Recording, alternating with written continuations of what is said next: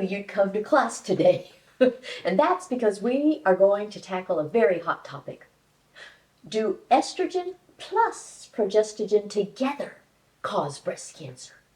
This is video number 382, and it's really a continuation of the previous 3 videos. Well, it's always the case that each video is a continuation of the previous video on this YouTube channel, but today it is even more so.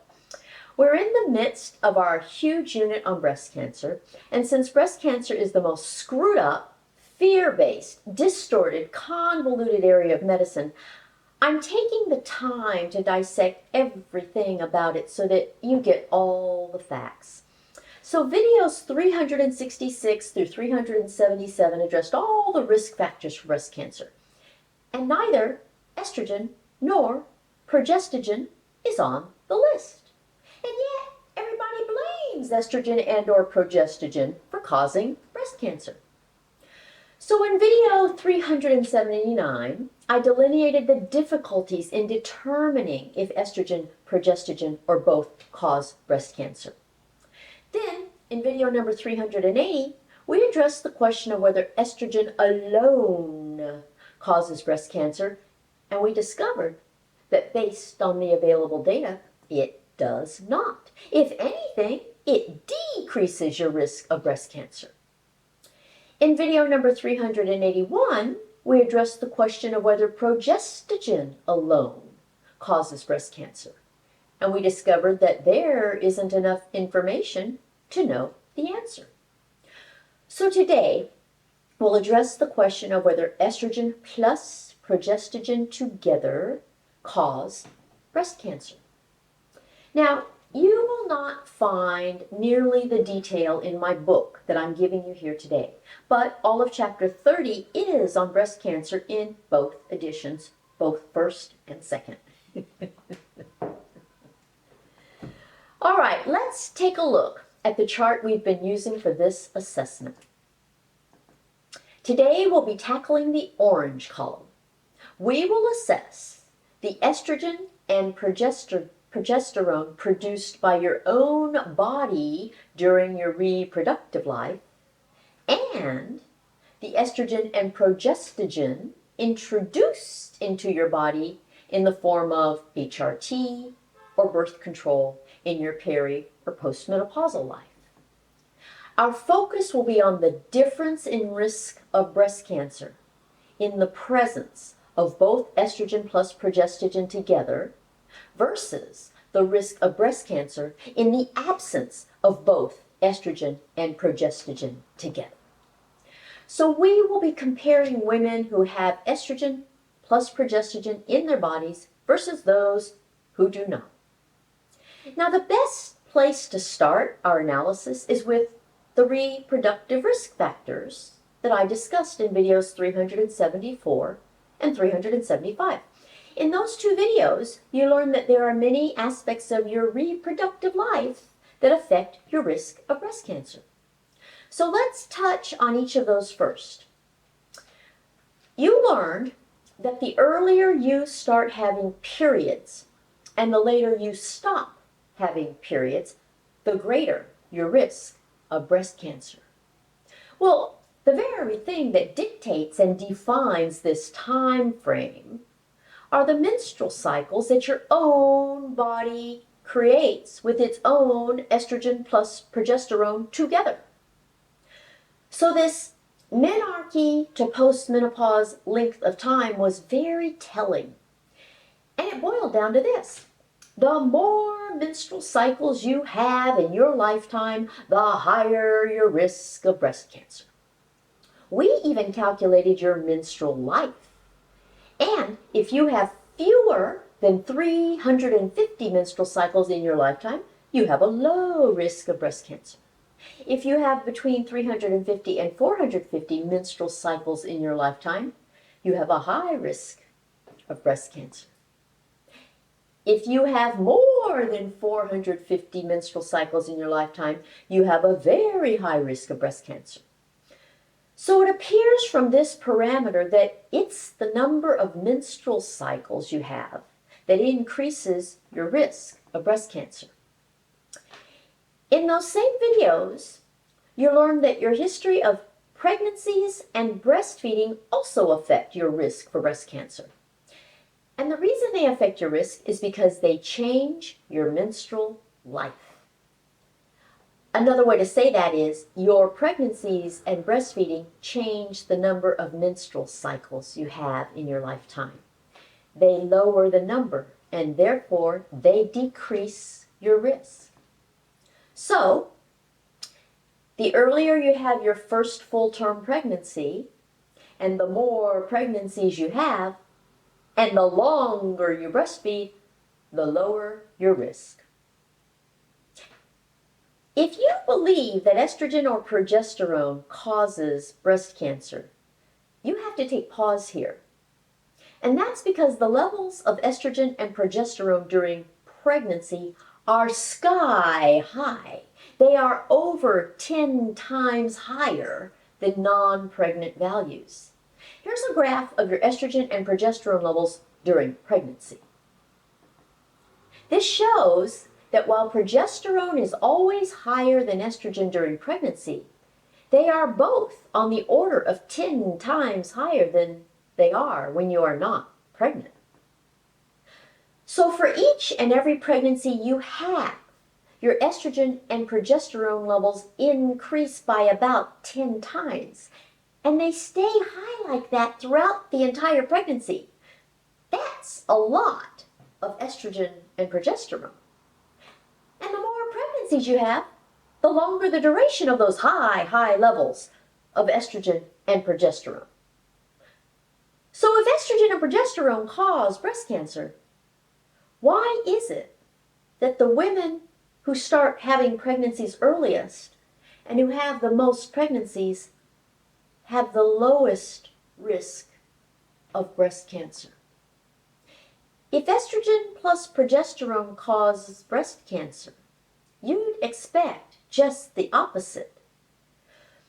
Do you see how this is just inconsistent with the theory that estrogen plus progesterone causes breast cancer? What this means is that the women with the highest levels of estrogen plus progesterone for the longest periods of time have the lowest risk for breast cancer. Now, with breastfeeding, your estrogen levels are low, but you have prolactin and oxytocin taking over. So there's really not much to say about estrogen plus progesterone during breastfeeding, except that breastfeeding interrupts your menstrual cycles. So the women who have the highest levels of estrogen plus progesterone together for the longest periods of time due to multiple pregnancies have the lowest rates of breast cancer. And this is completely inconsistent with the assumption that estrogen plus progesterone together cause breast cancer. So it appears that repetitive menstrual cycles may cause breast cancer, but anything that interrupts them may prevent it. Now let's look at this from the standpoint of age. In video number 373 on age as a risk factor for breast cancer, you learn that your risk increases with age. If you break down your risk by decade, it looks like this. From age 20 to 30, it's 1 out of 400. From age 31 to 40, it's 1 out of 252. From age 41 to 50, it's 1 out of 68. From age 51 to 60, it's 1 out of 35. From age 61 to 70, it's 1 out of 27. From age 71 to 80, it's 1 out of 25. And from age 81 to 90, it's 1 out of 7. But you also learned that even though your overall risk increases with age, you lose some risk with age simply because you've avoided breast cancer in all the previous years and put some of that risk behind you.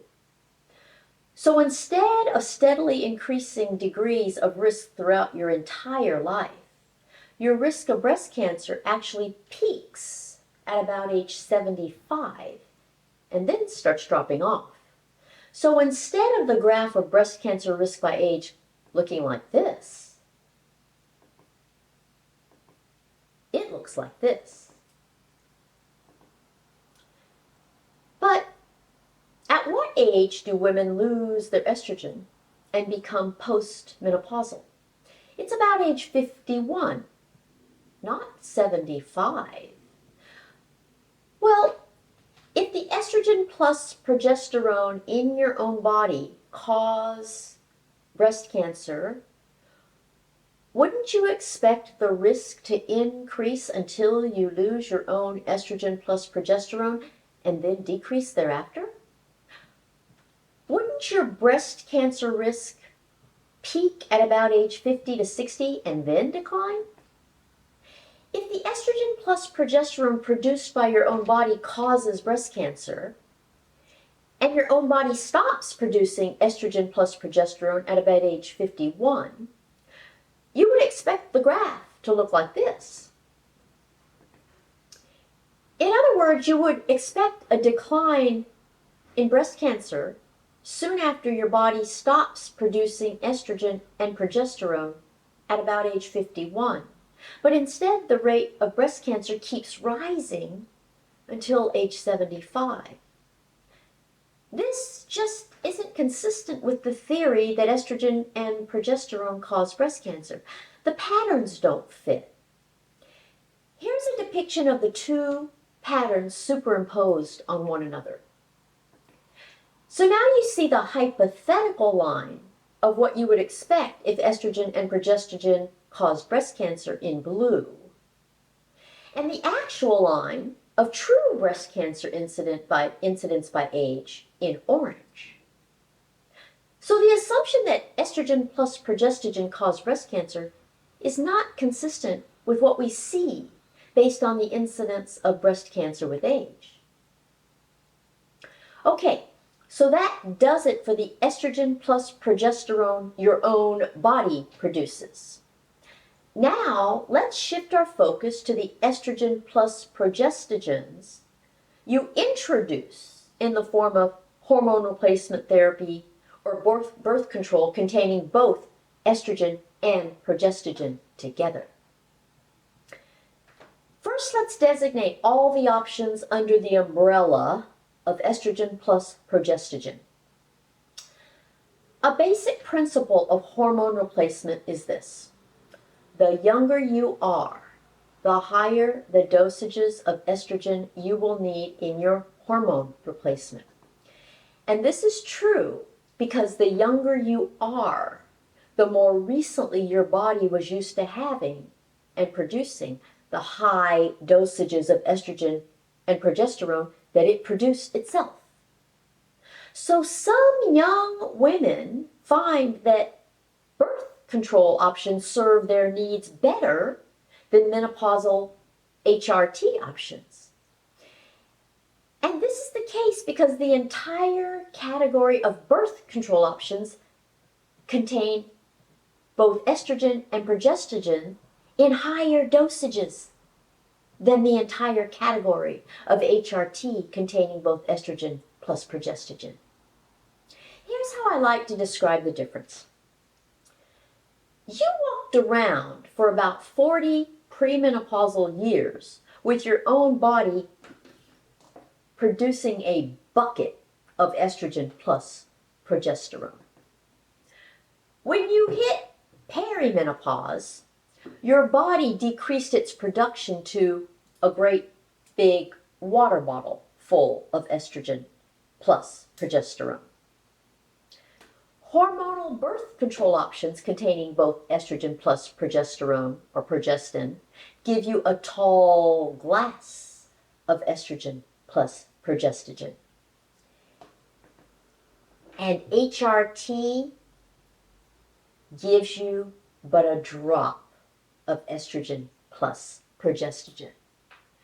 So if you try to satisfy a young post or perimenopausal body with a drop of estrogen plus progestogen, it will never be sufficient. Now, because you are mama bear and because postmenopause is, by definition, estrogen deficiency, it's the estrogen dosage that matters. So the actual differences in estrogen estrogen dosages are as follows.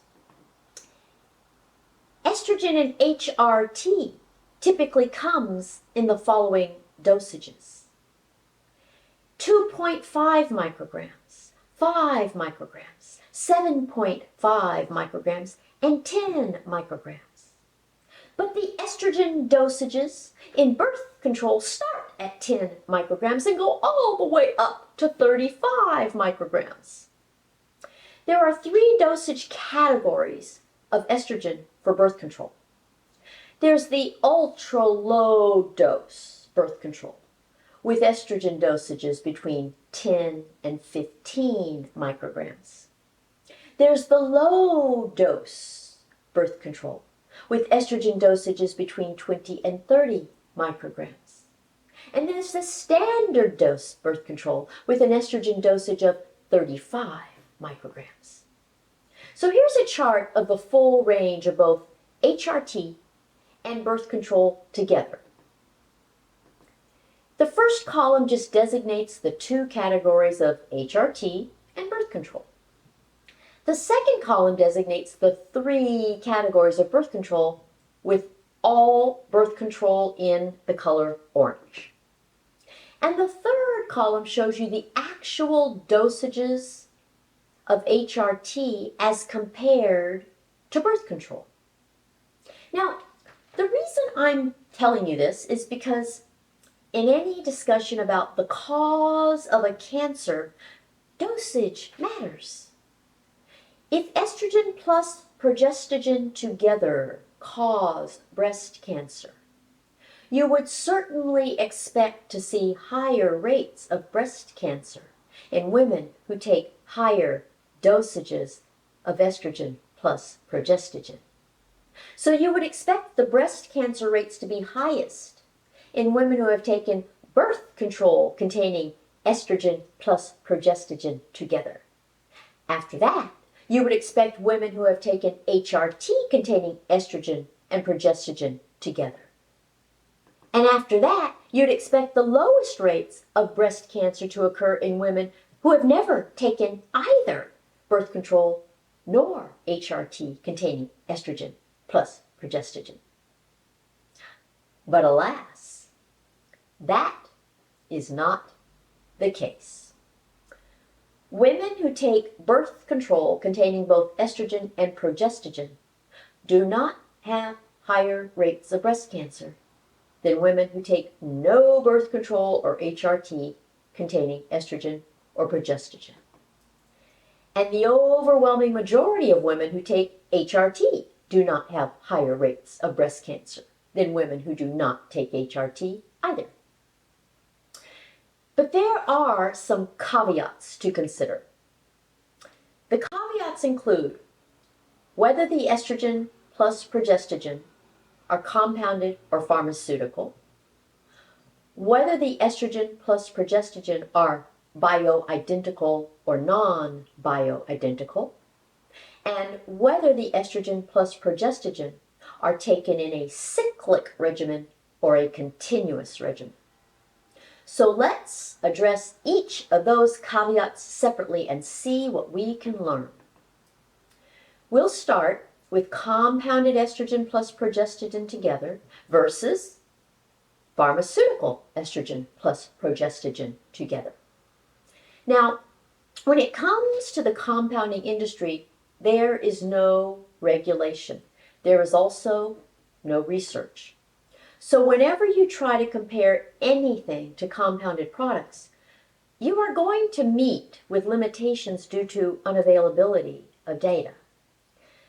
The pharmaceutical industry, on the other hand, does loads and loads of research. Sometimes it's by academic scientists, other times it's by pharmaceutical companies themselves. And whenever pharmaceutical companies are involved, there will be bias in terms of study design, the HRT products used in the study, and interpretation of the results.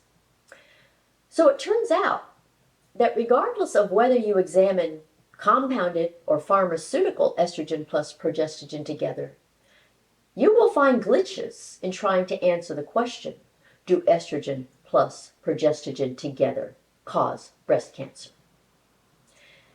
Because compounded products are different from pill to pill, batch to batch, and compounding pharmacy to compounding pharmacy, it is not possible to rely on them for purposes of research.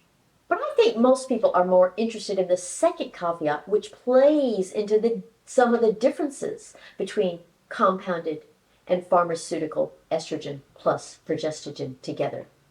And that second caveat is the distinction between bioidentical estrogen plus progestogen together versus non-bioidentical estrogen plus progestogen together. Many studies have been done on whether estrogen plus progestogen together cause breast cancer. For decades, all the studies showed that the combination of estrogen plus progestogen together does not cause breast cancer. Then, after decades of negative findings, one study finally suggested that it does. And when that study found a correlation between estrogen and progestogen together and breast cancer, people blamed the fact that the hormones were not bioidentical. So then, studies were done using bioidentical estrogen plus progestogen together. And they showed an even greater increase in breast cancer rates. So while people tend to think bioidentical estrogen and progestogen together are superior to non-bioidentical estrogen plus progestogen together, the studies do not support this assumption. But recently, studies have been conducted using non-bioidentical estrogens combined with bioidentical progesterone. And those have shown that the bioidentical progesterone does result in lower breast cancer rates than non-bioidentical progesterone. So apparently, the bioidentical versus non-bioidentical status of the progestogen matters, whereas that of the estrogen does not. But if we move on to the third caveat, we start getting some real answers. The third caveat is the distinction between a cyclic regimen of estrogen plus progestogen together versus a continuous regimen of estrogen plus progestogen together. Now, if you don't know the difference between a cyclic and a continuous regimen, tisk, tisk, tisk. It means you have definitely not watched my videos in order. This is a very basic principle that I covered in the very, very early videos, and I've addressed it on numerous occasions. A cyclic regimen is when you take estrogen every day and progestogen on only some days in order to mimic a menstrual cycle. A continuous regimen is when you take both estrogen and progestogen every day so that there is a steady state of hormones rather than a cycle. But you've learned that having cycles really amounts to interrupting the complete breast cycles that Mother Nature intended for your breasts. This is what Mother Nature intended for your breasts to do. This cycle shows your breasts progressing through all 4 stages of breast development. First, estrogen causes development of the milk ducts, which is this part. Next, progesterone induces development of the lobular milk glands. That's the top part. After that comes prolactin, which causes milk production. And after that comes oxytocin, which allows milk release. So these 4 breasts here represent your breasts cycling through pre-pregnancy with these 2, pregnancy and breastfeeding, which is all your breasts were ever supposed to do. But here's what happens when you don't get pregnant and you have menstrual cycle after menstrual cycle after menstrual cycle. With menstrual cycles, regardless of whether they are due to estrogen and progesterone produced by your body or estrogen plus progesterone introduced in your body, you get this. This is a broken breast cycle. It consists of only the first two stages of the breast cycle that Mother Nature intended.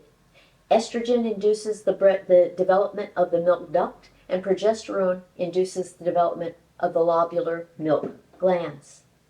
But after that, it aborts the rest of the cycle, and it just keeps repeating this half cycle. And repetition of this aborted half cycle, for any reason, is what increases your risk of breast cancer.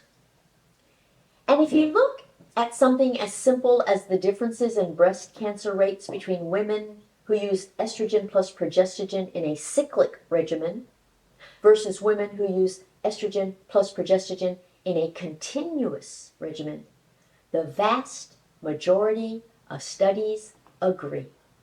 Breast cancer rates are higher with the cyclic regimen and lower with the continuous regimen, regardless of whether the hormones are compounded or pharmaceutical, and regardless of whether the hormones are bioidentical or non-bioidentical.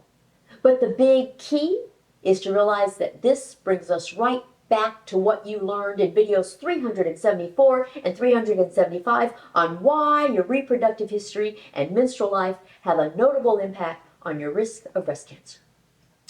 So it appears that fluctuating hormones are the culprit, rather than estrogen being the cause of breast cancer or progestogen being the cause of breast cancer. What causes breast cancer is hormone cycles.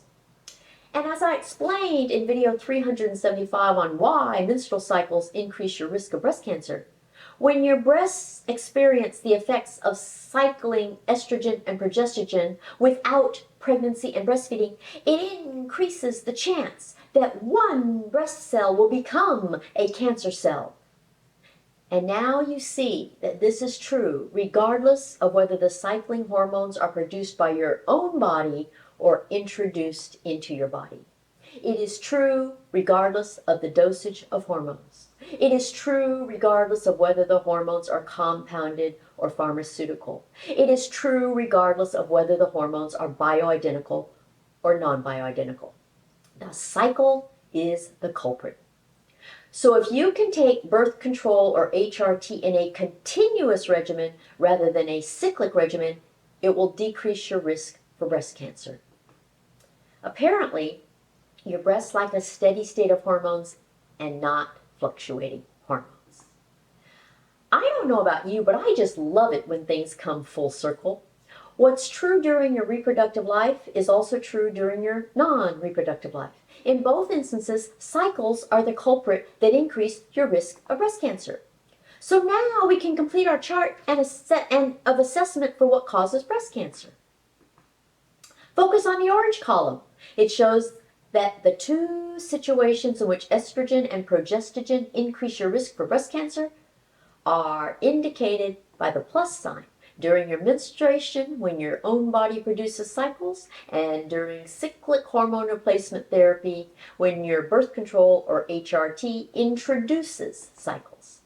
But none of the other situations or parameters increase your risk of breast cancer. So if you're wondering if HRT increases your risk for breast cancer, it depends on whether you take it in a cyclic regimen or a continuous regimen.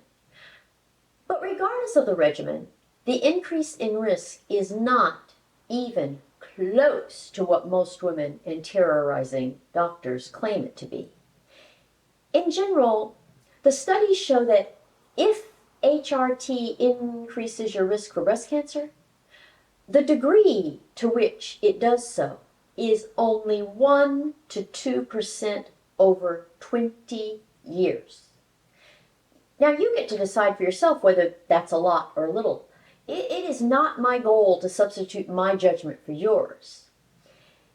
And while this chart is all about what causes breast cancer, we have not really determined the actual cause of breast cancer. What we've done is found a correlation between cycles and breast cancer.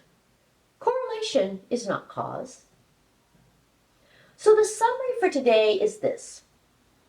Estrogen plus progestogen together increase the risk of breast cancer when they are taken in a cyclic regimen, but not when they are taken in a continuous regimen. This goes back to the principle of a high number of menstrual cycles increasing your risk of breast cancer. If you want to read more on the accurate facts regarding breast cancer, these two books are excellent. This is Estrogen Matters by Avram Blooming and Carol Tavris, PhD. And this is Assess Your True Risk of Breast Cancer by Patricia T. Kelly, PhD, who is a geneticist who counseled patients on cancer assessment.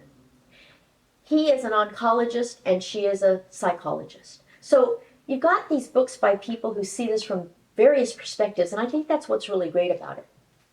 So now we've addressed our three categories of estrogen alone, progestogen alone, and estrogen plus progestogen together as the cause of breast cancer. And I wanted to give you these three analyses first before discussing the actual research studies. And now I think you're ready to hear about some of the actual studies, so that's what we'll do in the next video. As you can see, this breast cancer unit is very detailed, and that's because I refuse to do what others have done in trying to reduce it to a soundbite or two. All that's done is create more confusion and distortion for everybody. My goal is to give you all the details, and that will take time. So just be sure to watch every single video in order, and it will really help you make complete sense of what has become a world of breast cancer chaos. If you'd like me to help you with anything at all on a personal level, just schedule a consultation with me at menopausetailor.me. And you can find me on Facebook, Twitter, Pinterest, and Stories if you're a social media fan. Please subscribe to this Menopause Tailor YouTube channel and also to my bi-weekly newsletter. Until next week, bye!